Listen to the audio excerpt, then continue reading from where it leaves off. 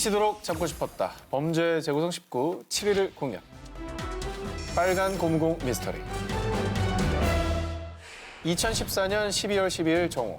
미국 펜실베니아의 9.11에 걸려온 한 통의 전. 숲에서 사람 머리를 발견했어요.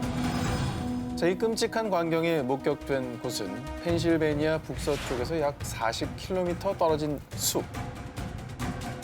현장에서 발견된 머리를 본 경찰은 충격과 공포 그 자체였습니다. 안구가 있어야 할 곳에 빨간 곰공 2개가 대신 채워져 있었던 건데요. 각막 밀매 뭐 이런 거 아니에요? 자, 안구를 밀매했다. 안구를 적출해가지고 예. 그걸 밀매한다. 장기 밀매처럼.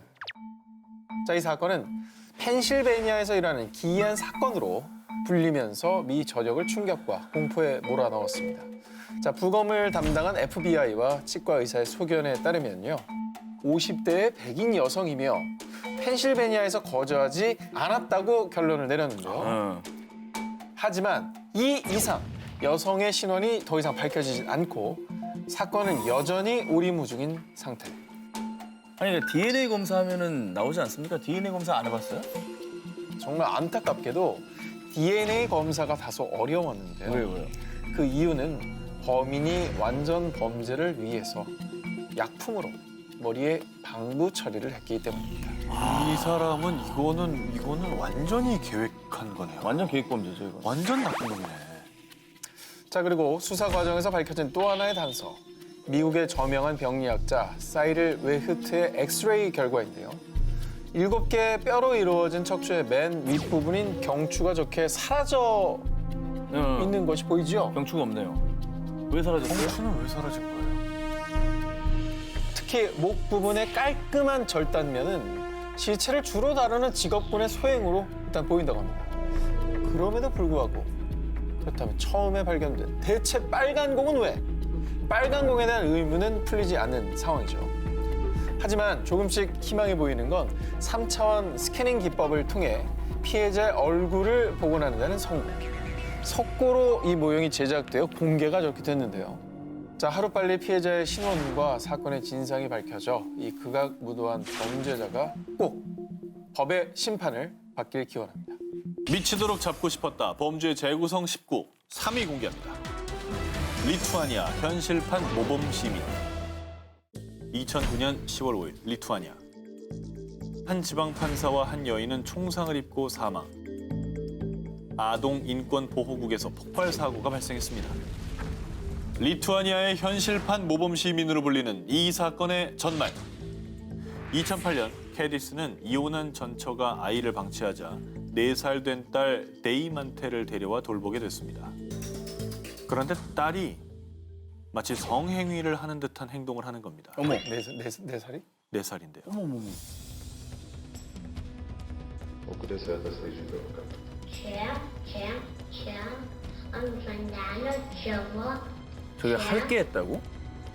Kamu sakydama? Tada sakydavo mama, kad labai gerai, kad tau tai daro. 뭐야, 이게? 어린 딸에게 성매매를 시키고 그 대가로 돈을 챙겼던 겁니다. 딸이 삼촌이라고 부르는 이들의 정체가 가히 충격적이었는데요. 지방법원 판사인 요나스 프루나마비추스와 전 국회의장의 사무관이었던 안드류스 우사 등이었습니다. 아유, 무슨 뭐 리액션을 못 하겠네. 와, 왠지 다 했네. 아, 이 사실에 분노한 아빠 캐리스는 그들 모두를 검찰에 고발. 아동 인권 보호국에도 수차례 탄원서를 보냈습니다. 하지만 정부와 검찰 모두 증거 불충분을 이유로 그 어떤 조치도 취하지 않았는데요. 말이 됩니까? 내 인생의 마지막 날까지 나는 아동 성추행범들과 싸울 것이다. 만약 나의 4살짜리 딸조차도 보호할 수 없다면 차라리 죽는 게 나을 것이다.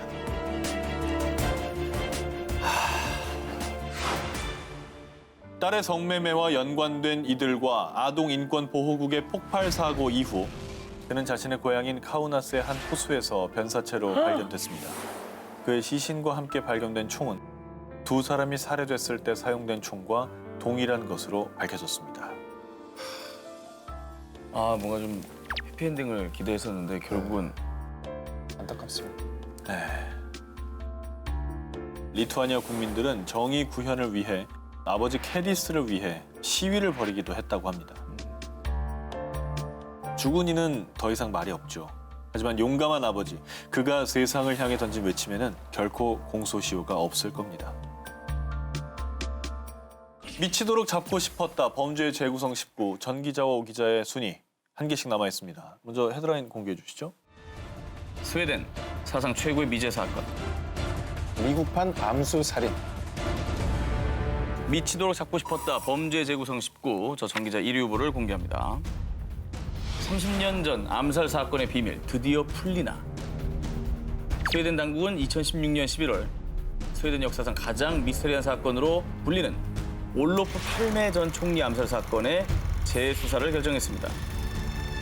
스웨덴의 사회민주주의와 복지 정책을 완성한 인물로 평가받는 올로프 팔메. 1986년 2월 28일 심야 영화를 본 팔메 부부는 영화관에서 멀지 않은 회토리엣 역까지 걸어가기로 했는데요. 그런데 이때 날카로운 총소리와 함께 팔메 총리는 그 자리에서 피를 흘리며 쓰러졌습니다. 국가 지도자를 향한 그 암살 사건이 벌어진 거네요. 그렇죠. 긴급하게 병원으로 후송됐으나 결국 3월 1일 자정에 사망합니다. 스웨덴 사회는 일제히 충격에 빠졌고요. 곧바로 경찰은 총리 암살범을 찾는 데 총력을 다했습니다. 그런데 내가 올로프 팔메를 죽였습니다. 무려 130여 명이 자수를 해왔는데요. 아이고. 단순한 영웅 심리에 그친 허위 자백들 뿐이었습니다. 그 이후 스웨덴 비밀 경찰까지 나섰지만 제대로 된 단서 하나 잡지 못했습니다. 아니 한 나라의 총리가 길 한복판에서 총을 맞았고 아니 이거 못 잡는 게 말이 안 되는 거 아닌가요? 어떻게 빠져나갔지? 난 그게 더 신기해. 그래서 그의 암살을 둘러싸고 당시 구소련과 친화적인 팔메를 좋지 않게 생각한 미국 CIA가 벌인 일이다라는 등 각종 음모론이 나돌기도 했습니다. 허허. 자, 그런데 말입니다. 무려 20년이 지난 2006년 스웨덴 검찰에 익명의 전화가 걸려왔습니다. 뭐야? 내가 지금 알려주는 호숫가로 당장 가봐. 온 마음을 다해 수색하면 총리 암살에 사용한 총을 찾을 수 있을 거야.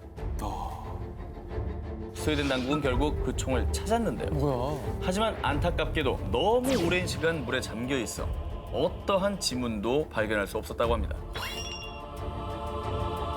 잡히지 않는 전대미문의 총리 암살 사건, 그리고 공소시효를 무시하고 재수사를 시작한 스웨덴 당국. 과연 이번엔 범인과 그 배우를 찾을 수 있을까요? 미치도록 잡고 싶었다. 범죄 재구성 19. 저 오 기자의 1위 후보 기사를 만나보시죠. 피해자는 있지만 신고도 수사도 없어 세상에 알려지지 않은 사건 암수살인. 2012년 켄터키주의 한 노숙자 숙소에서 마약 사범으로 체포된 사무엘 리틀. 그런데 당시 미해결 사건을 재수사하던 경찰에 의해 그가 1987년에서 89년 사이 여성 3명을 살해한 사실이 밝혀졌고 이후 종신형을 선고받았는데요. 그런데 말입니다. 내가 3명만 죽인 것 같소. 나 교도소만 바꿔주면 내가 누굴 더 어떻게 죽였는지 알려주겠어. 뻔뻔하게 이럴 데가 없네요. 범인을 너무나도 잡고 싶은 경찰 당국의 심리를 이용한 거죠. 그렇죠. 그가 자백한 살인 사건 수는 무려 90건.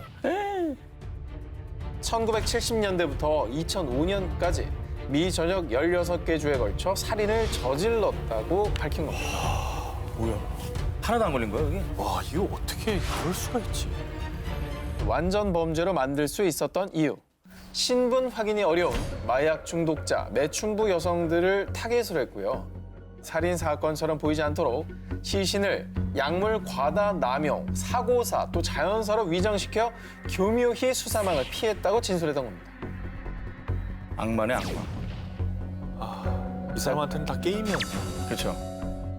자, 현재까지 사무엘 리틀이 자백한 총 90건의 살인 사건 중 실제 그가 저지른 것으로 확인된 살인 건수는 34건. 나머지 사건에 관해서도 계속 확인 중이라고 합니다.